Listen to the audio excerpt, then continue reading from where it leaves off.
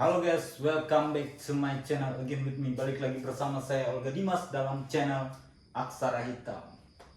Oke guys, pada kesempatan video kita kali ini kita akan membahas soal berita korupsi lagi guys. Indonesia betul-betul darurat korupsi. Sangat-sangat memprihatinkan guys. Dimana kita saksikan kemarin itu ada kasus korupsi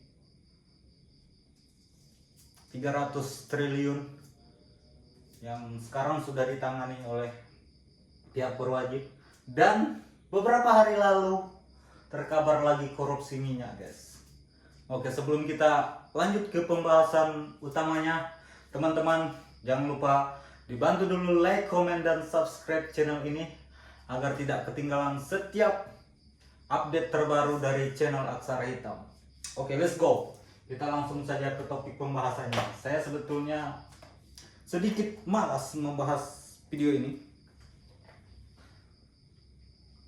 karena malas, jadi kita kopikan dulu guys.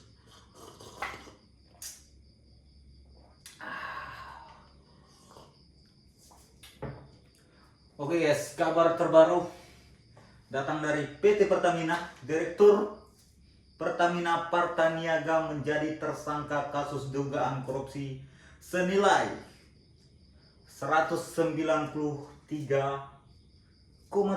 triliun.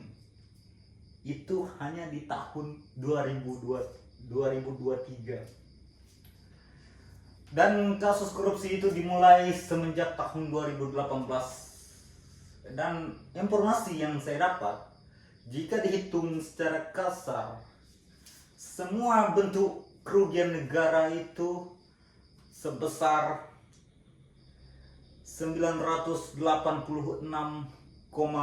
sekian triliun. Anda bayangkan guys, di sini siapa yang hobi beli Pertamax, konsumsi rutin Pertamax untuk motornya, itu menanggung juga kerugian yang begitu besar oleh perbuatan 7 orang ini. Luar biasa. Orang-orang yang menjadi tersangka sejauh ini baru 7 orang, yakni ada Rifa Sihan selaku Direktur Utama PT Pertamina Partaniaga, SDS saya kurang tahu jabatannya, YF yakni Yoki Fernandi, AP yang kelima MKAR, dan yang keenam DW, yang ketujuh GRJ. Ada 7 orang, itu yang baru terungkap guys. Kasus korupsi ini masuk dalam kategori extraordinary, kejahatan tingkat besar. Kenapa dia bisa dikatakan kejahatan extraordinary? Karena dia merugikan banyak pihak, bukan hanya satu pihak, bukan hanya satu pribadi, tapi mencakup semuanya, bahkan negara juga dirugikan. Mereka dengan sengaja menurunkan produksi kilang sehingga produksi dalam negeri tidak terserap dengan sepenuhnya, dan akhirnya tidak sesuai dengan kebutuhan masyarakat. Mereka akhirnya impor minyak. Dan ketika mereka impor, disitulah permainan mafia. Ini seperti di film-film nggak sih apa yang mereka lakukan? Memainkan minyak. Mereka membeli Pertalite seharga dengan Pertamax, itu persenannya mereka ambil sendiri, mereka konsumsi untuk dipergunakan untuk kehidupan glamor mereka. Ketika impor, selisih harga menjadi lebih, ya tentu karena kita mengambil dari luar negeri. Dan setelah diimpor, mereka mencampur senyawa apa, pokoknya ini harus membutuhkan orang-orang ahli. Memang terstruktur apa yang mereka lakukan, sungguh-sungguh sangat terstruktur, dan pasti membutuhkan orang-orang yang punya kemampuan di dalam bidang perminyakan ya guys ya. Jadi saya sangat-sangat merasa terganggu dengan ini. Luar biasa, dalam artian selama jabatan Pak Prabowo Subianto ada 2 kasus korupsi besar yang terungkap. Saya harap ada banyak lagi kasus korupsi yang terbongkar di negara ini, karena betul-betul negara ini sudah darurat korupsi. Kalau begini terus, ya memang betul apa yang dikatakan oleh Bang Haji Roma Irama dalam lagunya, yang kaya makin kaya, yang miskin makin miskin. Ya, kita berharap kedepannya negara ini terbebas dari kasus korupsi-korupsi yang besar. Jadi kalau menurut saya secara personal, orang yang korupsi itu kan termasuk ke sebuah kejahatan extraordinary. Ya harusnya kejahatan extraordinary itu dihukum dengan seberat-beratnya melalui prosedur hukum yang ketat, dan juga tidak ada unsur-unsur nepotisme atau sok menyop di dalam itu. Dan saya sendiri beranggapan bahwa orang yang korupsi itu layak untuk dihukum mati, terlepas dari HAM yang ada di negeri ini. Dan saya sudah memikirkan hal yang dapat dilakukan oleh pemerintah adalah menegakkan aturan baru.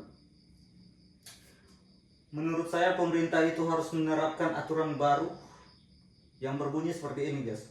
Barang siapa yang kedapatan menggelapkan atau menyelundupkan barang garing uang negara dan mengakibatkan kerugian 10 miliar rupiah atau lebih, maka orang tersebut dijatuhi hukuman mati. Kalau menurut saya sih, itu pasal yang harus ditetapkan oleh pemerintah. Persetan dengan HAM, saya tidak peduli dengan HAM. Orang seperti itu tidak layak, karena siklusnya akan terus terjadi jika kita membiarkan hal ini berlarut-larut. Karena orang Indonesia itu gimana ya, otaknya itu otak yang sedikit harus diberi dengan efek jerah agar bisa menghentikan perbuatan yang tidak senonohnya. Karena kita itu memang keturunan-keturunan dari orang yang dijajah, harus ditekan dulu untuk berhenti. Sedikit keras kepala orang Indonesia. Kalau sudah diberi pasal tersebut dan masih korupsi, itu memang orang yang sudah gangguan jiwa menurut saya. Seharusnya harus ditetapkan secepat mungkin pasal yang saya bicarakan tadi. Persetan dengan HAM saya tidak peduli lagi, karena 300 triliun 190 triliun itu baru dalam setahun dihitung. Kalau dihitung semuanya dari 2018 sampai ke 2023 kalau saya nggak salah, itu sekitar 900 triliun secara kasar, belum dihitung detail berapa kerugian negara. Itu saya betul-betul jengkel, malas saya sebenarnya membahas berita ini, tapi ya sudahlah. Untuk update informasi kepada para subscriberku, saya menurunkan ego saya, menurunkan kejengkelan saya. Dan sebelum saya akhiri video ini, teman-teman Aksara Hitam, jangan lupa bantu subscribe channel ini agar terus berkembang dan mengupdate berita-berita terbaru seputar politik dan lain sebagainya. Oke, see you next video.